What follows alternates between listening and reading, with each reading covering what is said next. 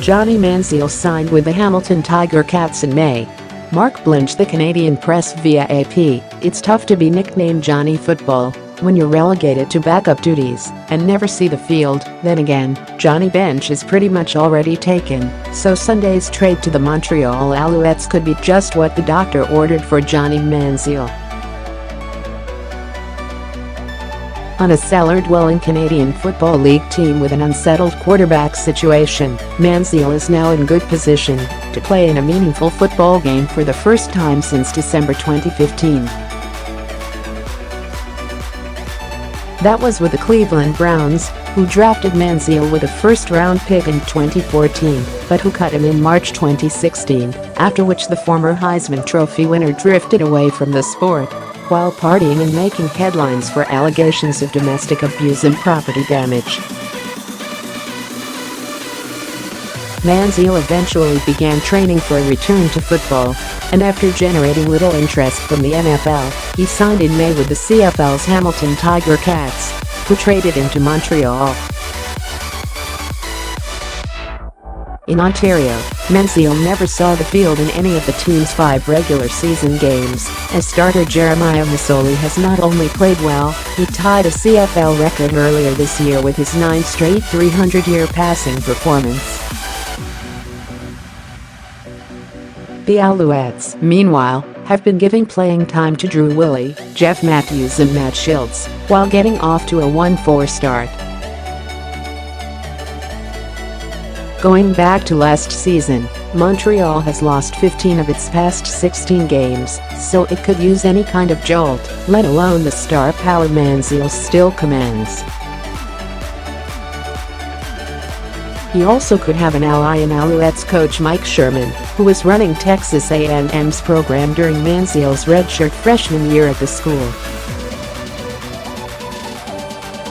In joining the CFL, Manziel, 25, made a 2-year commitment to the league, but he has made it clear his ultimate goal is to get back into the NFL. Already an uphill battle, the task will be all the more difficult to accomplish if he can't prove himself first capable of winning a starting job in Canada and doing well with it. "It's going to be a learning curve," Manziel said in May, after agreeing to join the Tiger Cats. "I think it'll be fun.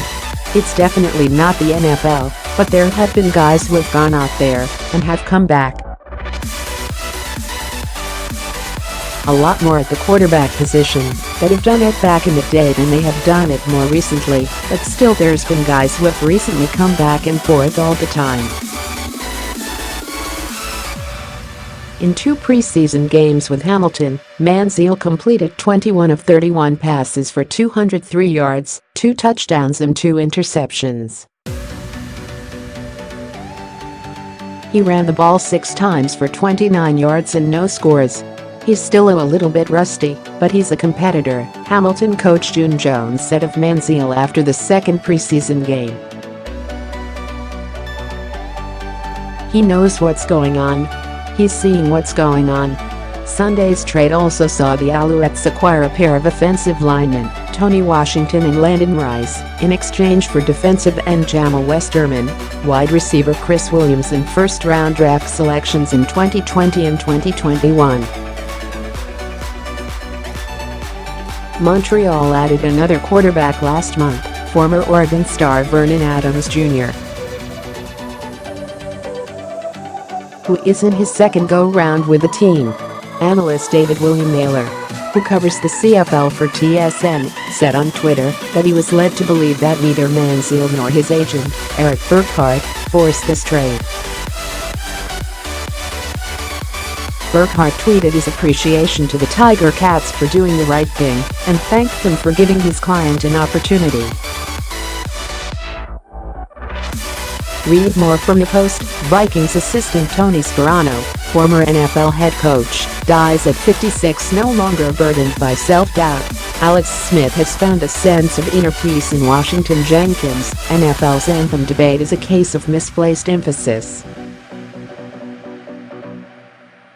But patriotism and football are a volatile mix. Golfer doesn't let hangover get in way of shooting British Open's best final round.